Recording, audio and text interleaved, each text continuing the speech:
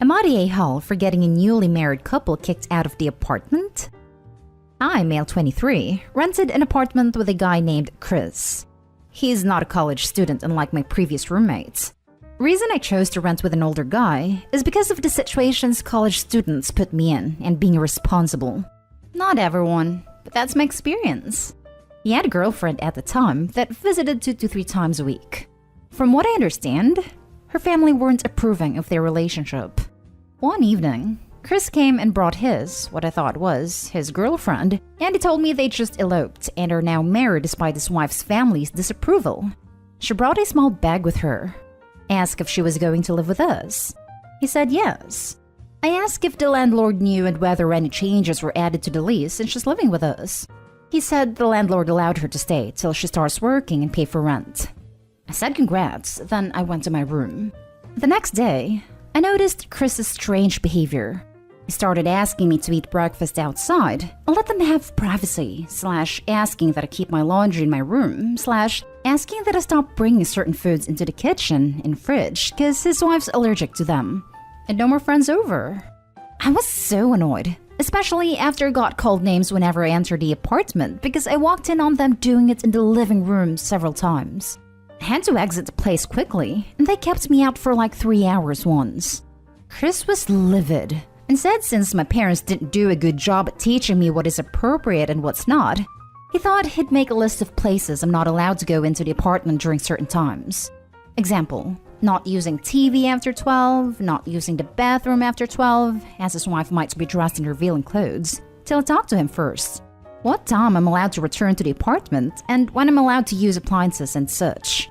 I flipped out and asked him what the hell am I paying rent for then? Chris said if I respect myself enough, then I'd stick to these new arrangements. Yeah, well, I had enough respect for myself to go talk to my landlord. So I told him everything. It turned out that he didn't know Chris's wife moved in. He had an argument with Chris and gave him an eviction note to leave the apartment. Chris came back and said he couldn't believe I did this to him. Said he thought we were friends. I remained quiet, till his wife came yelling that they're screwed, that they don't have money to rent elsewhere and family won't take them. I kept shrugging while Chris was screaming at me asking if I'm happy with a newly married couple being homeless because of what I did. Chris been guilting me, saying I should have talked to him about it. Am I the a-hole? Now for the top comments. You're absolutely not the a-hole. Chris seems to think that he can dictate the happenings of the apartment 100% when he only pays, presumably, 50% of the rent. He also obviously lied to you, telling you that the landlord said it was okay.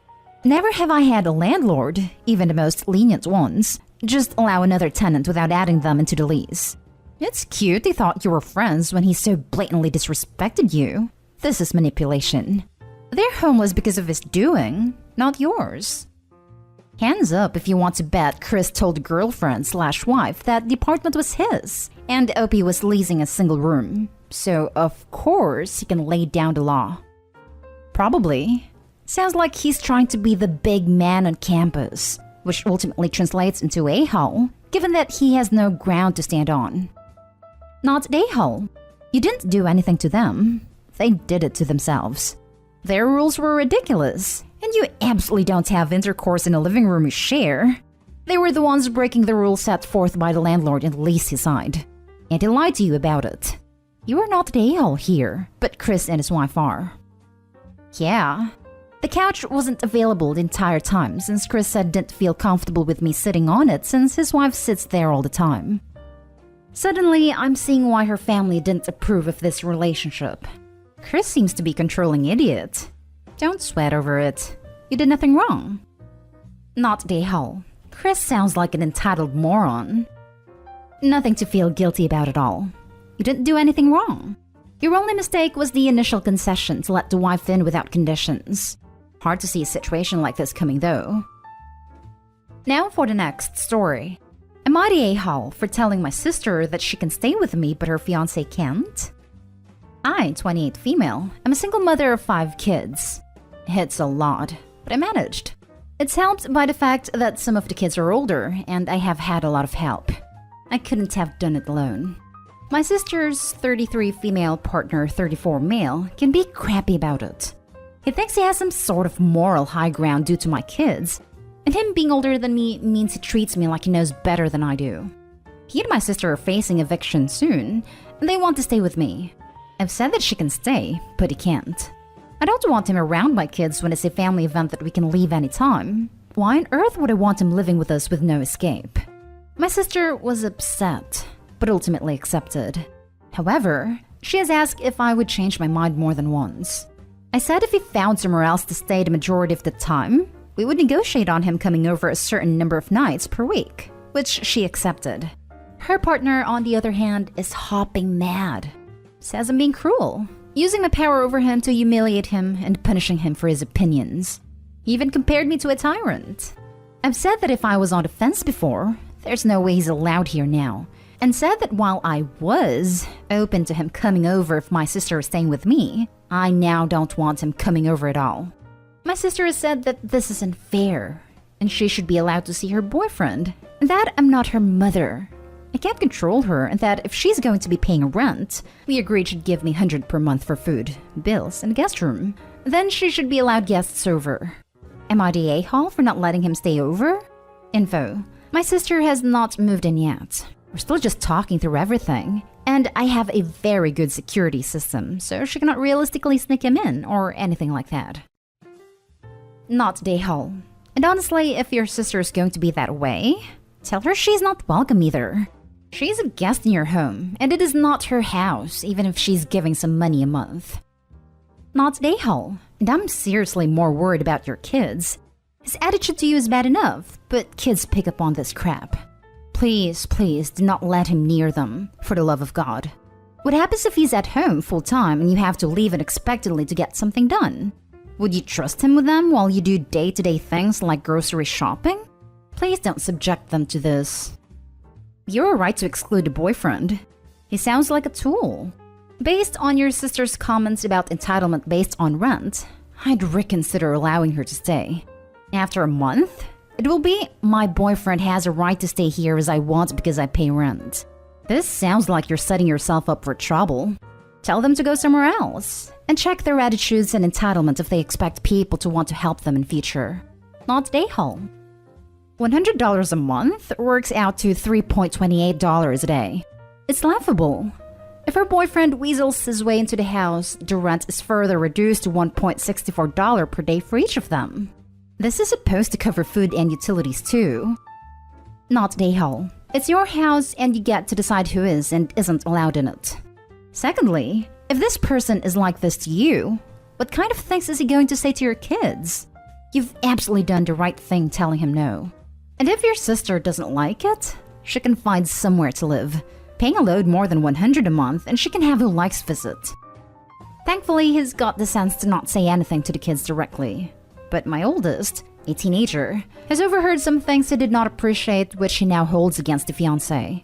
I don't doubt that if he was living here for however long they need to get back on their feet, he would say more things that the younger kids may overhear. Next story is titled, Am I the a-hole for telling my brother's girlfriend that, all said and done, she's still a guest in our house? My parents have an apartment in San Francisco that they generously let me and my brother share while we're working out here. They own it. We split utilities, and we've been living here for the past 2 years. I had it to myself for another year or so before my brother joined me. Recently, that is for the past 4 to 5 months, my brother has found himself, as he often does, with a rather quirky girlfriend who just doesn't have a sense of boundaries. When she's not stoned and pretending to do art, she's constantly acting like she's the in-house interior decorator that we hired, constantly giving suggestions and unsolicited feedback. Worse, she's really taken to being comfortable here, and is practically living out of my brother's room. I've caught her lounging in the living room topless or in just a robe, walking around naked from my brother's room to the bathroom. He uses the guest bath, I use the main one attached to my room, hanging her bra and panties to dry on various pieces of furniture. It's just really bad and trashy. I've told him to keep her in line, but he refuses to listen. He's totally smitten with her, and I can't blame the guy. I think the last straw was finding her in her panties on my favorite chair, reading through my mail stash picking out. What? Her mail that is starting to come here now? I yelled at her and said I would appreciate it if she were to give our place a little respect, and realized that all said and done, she's still a guest in our place. And until she at least engaged to my brother, there's no obligation to consider her family, you know? She huffed a little and then said I should mellow out or something, but I was done talking to her and stormed off. Am I the a-hole here? I'm at my wit's end dealing with her. Edit. Ages. I'm male 25, he is male 23, and she's female 22. Now for the top comments. Not the a-hole. She's getting her mail delivered there? Kick her the hell out. Not the a-hole. She could use mail been delivered as proof she's living there. You need her out ASAP. But ultimately, it is your parents' decision, and you need to let them know before it becomes a legal issue. Info. How many days a week is she staying over? Is she there when your brother is not? Does she pay anything towards the bills? Not the a-hole. Unless / until your brother wants her to officially move in, she's a guest and should be more respectful. I'd ask your brother why her mail is coming there. Have they low-key moved her in without telling you? Yeah, I don't know if she actually got mail or is just pretending. I'm gonna bring it up with the parents. I didn't want them to get in our mess, but the deal was we split utilities and that's it. Not the a-hole. Don't get stuck with a squatter claiming squatter's rights. Kick her out quick. Never thought about this. I second this. I live in San Francisco too, and tenant protections here are insane. If she's getting mail and has been her primary residence for more than 30 days, she might have established tenancy, and getting her out will be a nightmare. Talk to your parents immediately and kick her out. If need be, you might need to get a landlord attorney. Now for the last story. Am I the a-hole for taking money from my boyfriend because I did something dumb with my car keys? So for starters, I don't currently have a license, so I know for a fact I did not lose these keys in question. I have not driven at all this year. The other day, I realized my car's inspection was out, and I asked my friend at a car dealership if he could come get it and get it checked out, which he said sure. So I start looking for my car keys, and I have 2 sets of them. Both are gone, and my boyfriend insists he didn't take them, even though he's the only person who can drive, and does drive that car a few times a week. After hours and hours of searching, I finally find one of the keys in his pants that went through the washer and dryer, and won't start the car at all. The second set is still nowhere in sight. So basically, after a week of searching, I had to get the car towed to the dealership and purchase 2 new sets of keys to be programmed. It cost a fair bit of money, and my boyfriend feels that since it's my car, it's my problem. I ended up taking half of the cost from cash in his wallet. Part of my annoyance is he did the same thing a year or 2 ago with my truck. Lost both keys. Thankfully, I was able to prove to the dealership what happened and that I owned a truck, and they were able to get me a new key without the truck being towed in. I paid for both new keys that time myself. Am I the a-hole for taking money like that from him? I also want to add I'm currently working part-time from home due to the loss of license, while he works full-time. I make less than he does now, but I still pay my half of the bills. Edited to add. Since apparently within the 5 minutes of being posted, I'm being accused of making horrible life choices and being a drunk driver. I'd like everyone to know I have epilepsy and had a seizure at the end of December, which requires my doctor to take my license for a minimum of 6 months. This is why I'm working part-time now, because I can't drive to a job and my doctor wants me to use this time to recover properly. What the hell? Not the a-hole. You should be paying the full price. If you're not using your car, honestly, just sell it.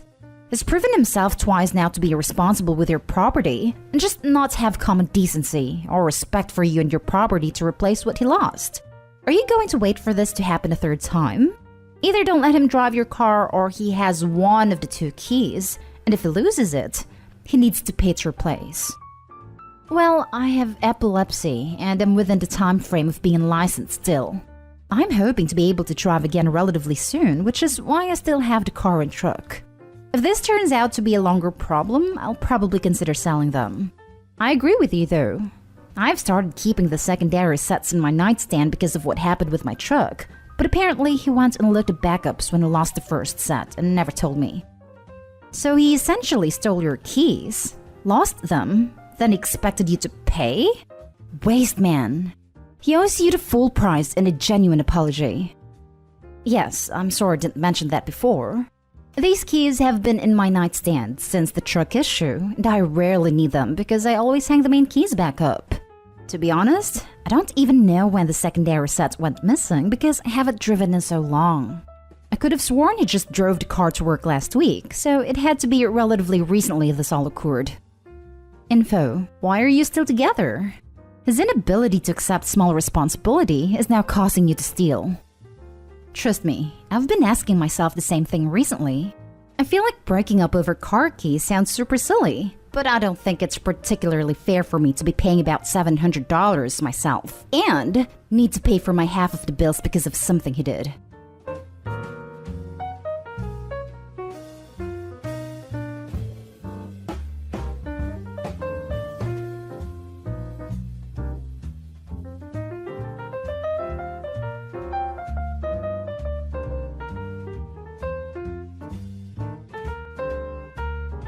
Future ex-fiancé is angry because I don't want to share my son's money. Original post. I, 35 female, met my fiancé 2 years ago. My son, 4, gets on well with him. And my ex-husband, my son's father, also likes him. Now to the point. 3 years ago, I won a large sum of money in the lottery. Not millions, but enough for a nice life if I work normally, and a good start for my son later. 75% went into a savings account that my son will have access to when he's 21. My fiancé always thought he had plenty of money and never let me correct him. I insisted on a prenuptial agreement, and for that the finances were disclosed. Now the amount in my son's savings account is about 5 times more than anything my fiancé has. Completely enraged, he left the lawyer's office and ignored all calls for 2 days.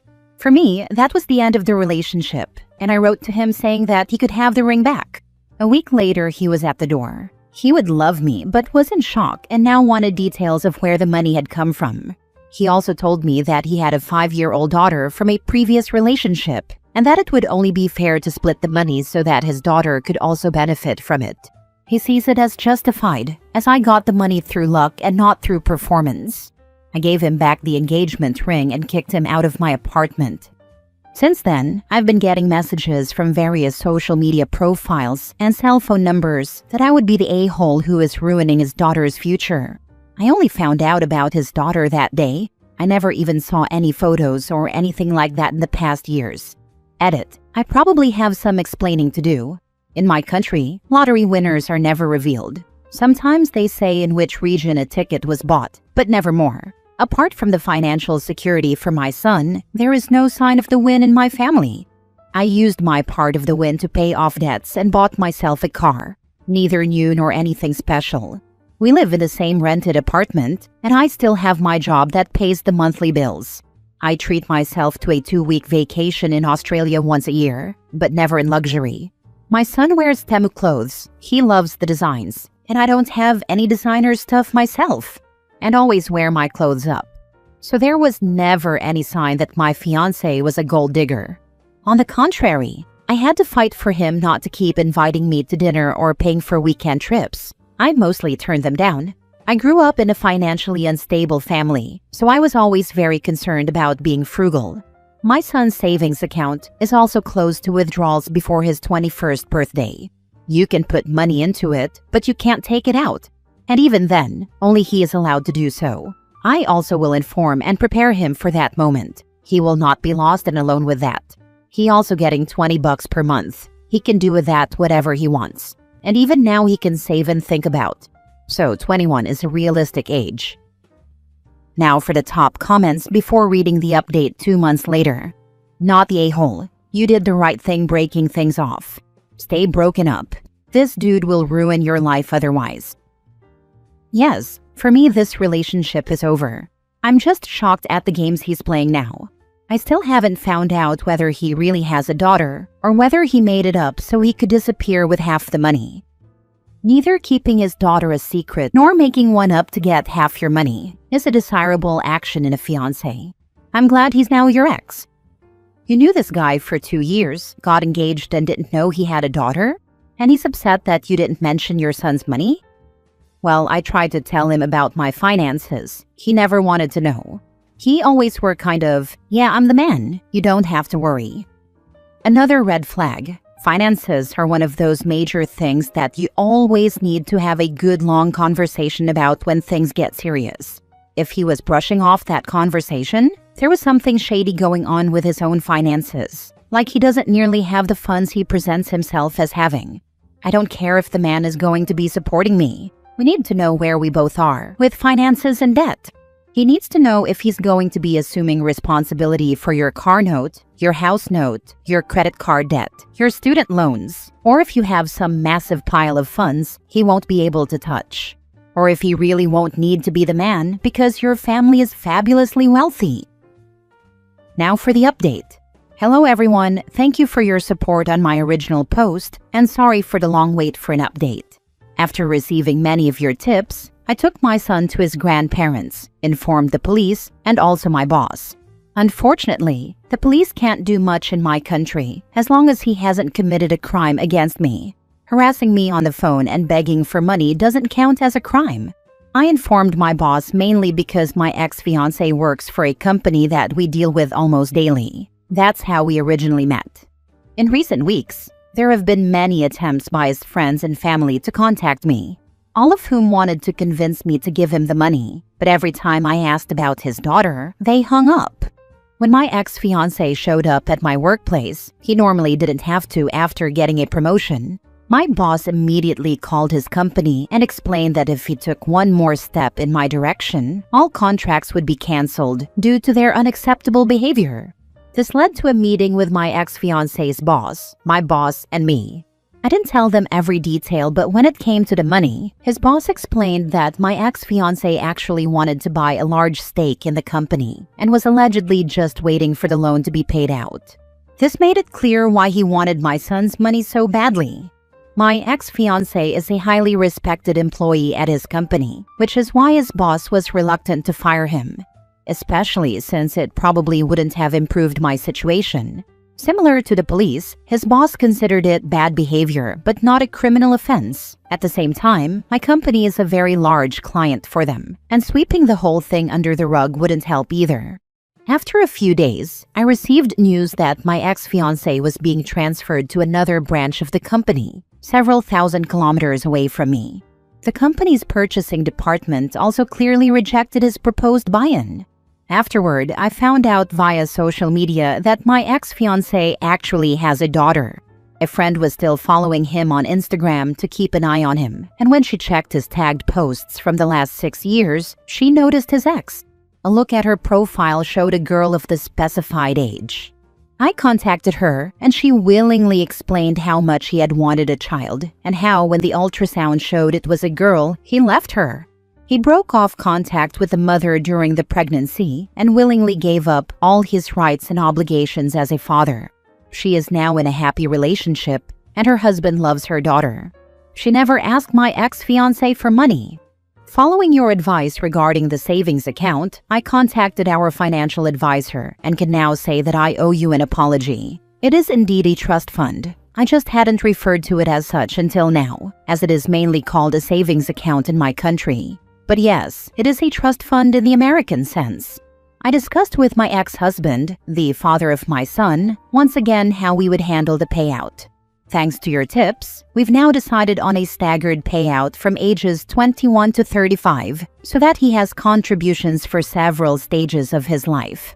The amount at age 21 has been chosen so that it can be used for college, but at the same time, it won't be devastating if he squanders it. My question about AITA was mainly because there were actually many people in my circle who called me that because I persuaded my ex-fiancé to sign a prenuptial agreement. But for me, a prenuptial agreement was important for several reasons. 1. To secure my son's money. Now I know he wouldn't have been able to get his hands on it. 2. I started a small business in addition to my main job. Nothing big at the moment, but it's still mine. 3. I'm saving money so that I can eventually realize my dream of owning a house in Australia, and I didn't want to lose that money to him in a divorce. In retrospect, I can see how many red flags I overlooked on his part, and I will definitely be more careful in the future. Thank you for your support, also via DMs. Protecting your son's future doesn't make you the villain. It makes you the only one in his corner, while everyone else tried to cash in. Agree, she did exactly what any real parent should do. The way folks tried to guilt her for protecting her kid is actually wild. As a fellow Australian, I'm not sure what lazy police officer told you harassing calls don't equal a criminal complaint, but they are wrong. You can absolutely lodge a formal complaint against him if you have a record of all the call logs, and while it may not lead to charges and court, the police can make a visit and tell them to stop. You can also inform your phone company about it if it continues. I live in Central Europe, and unfortunately, things are very country-specific here. He didn't threaten me, blackmailed me, or anything like that. He made a heck of a lot of phone calls, yes, and tried to persuade me, but nothing that could lead to a court order, according to the police or my lawyer. He didn't show up at my door, and when he showed up at my work, it was the first time I had seen him in weeks. Good on you, OP. You're being a great mother. Have you looked at the Australian housing market? It's brutal and keeps growing. You might want to consider buying ASAP before it gets out of your reach. The plan is to save for another 15 years or so. I can't just now emigrate to Australia because of my son. He loves his father, who is very present in his life, and I don't want to drive a wedge between them. But I don't want to give up my son either, so we'll wait until it's clear where the future will take him. Next story. Am I the a-hole for wanting to break up with my boyfriend because of his niece? My boyfriend, 33, has a niece, 10, whom he has been helping raise since she was 6 months old. I was told her mom and dad were not involved. When we first decided to get serious, I knew about his niece and his role in her life, but I didn't realize the extent of it. When I first met her, she was a nice kid, but the second time I met her, it was terrible. We went to the aquarium and she wanted an ice cream. When we sat down so she could eat, my boyfriend shared a funny video with me from his phone. After watching it and laughing, I turned and looked at his niece. She had thrown her ice cream down on the table and was crying. He asked her what was wrong, and she looked at me, then back at him. Right then, I knew this would be trouble. After he calmed her down, he basically ignored me the rest of the time to keep her happy. She had started crying because he showed me a video and not her and felt left out. After we dropped her off, he tried to apologize, and I told him I was left feeling uncomfortable. I felt like a bother to them, like a third wheel. He told me he was just trying to make the rest of her time there happy for her.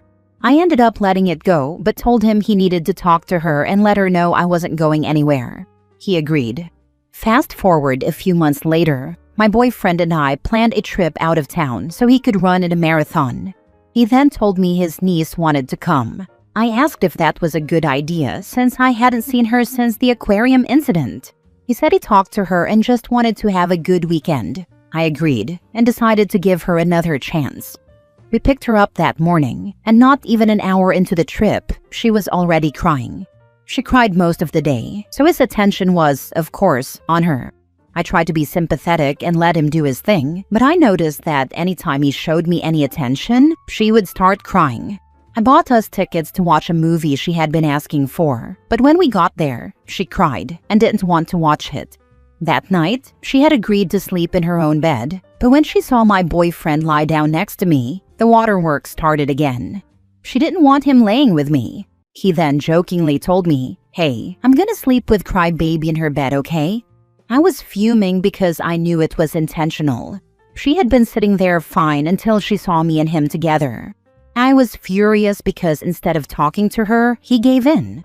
The next day at the mall, he and his niece were holding hands, walking in front of me, basically leaving me out while they chit-chatted and enjoyed each other's company.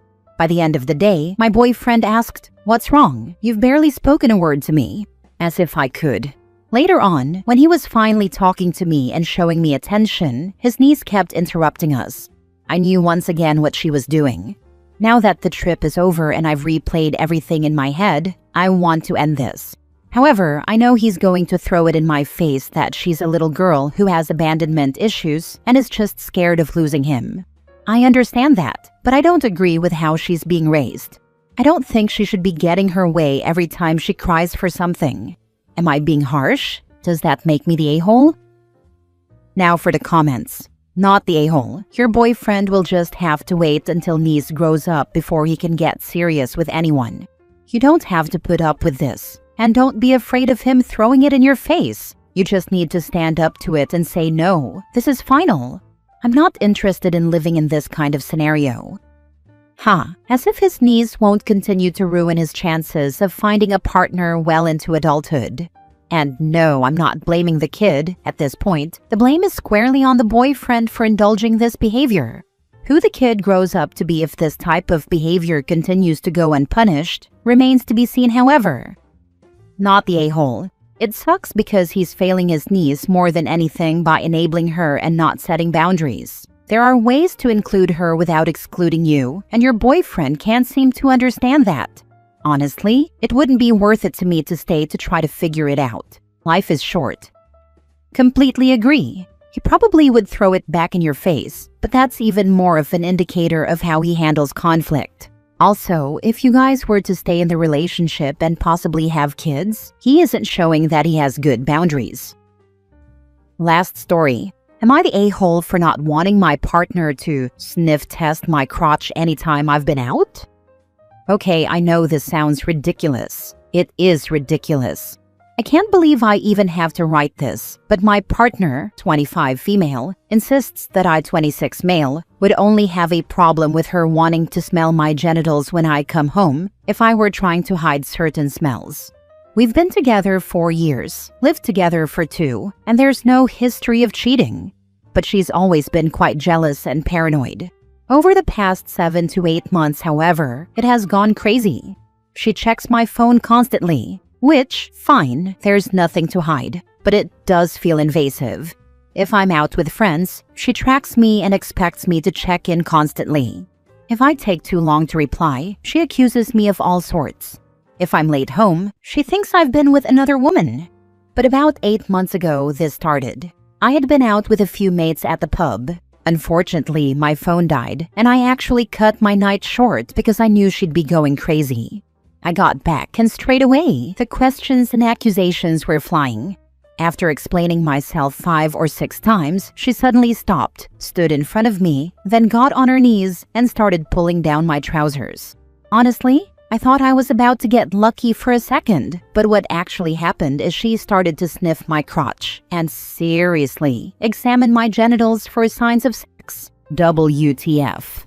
She later apologized for it and said she was just upset, but now she's been doing it on a weekly basis. When I tell her it's crazy and she needs to stop, she insists I would only mind if I thought she might smell something. She also said I'm welcome to sniff hers anytime I want to, but yeah, no, that's just freaking weird. She won't accept that it's batshit crazy behavior, so I'm hoping Reddit can help me show her that it very much is. So please, for the love of God, tell me, am I the a-hole because I don't want my girlfriend constantly sniffing my crotch to check if I smell like sex? It's really the level of paranoid that is pathologically unhealthy. Would be a deal breaker for me personally. Honestly, it's getting to that point. She doesn't think she needs therapy. It hasn't always been this bad, and aside from this, she is amazing and I love her more than anything. But I don't know what to do anymore. Not the a-hole. This is abuse. Read this back as if a man was doing this to their partner. Then ask yourself why you are putting up with this level of abuse when everyone here would tell a woman going through this to run as fast as they could out of that type of relationship. She seems to think she'd be absolutely cool with me doing it if it was the other way. I assure you that if this was the other way, you would be facing SA charges and DV charges. Do you see what I'm getting at here? Seriously, run. I am a woman who has been in abusive and controlling relationships. This will only get worse. Get out now. I would honestly, seriously consider therapy for yourself to understand what you've been through and to contact the police. This is not okay. This is abuse. She is perpetuating abuse towards you, and you need to put yourself first here, not your abuser.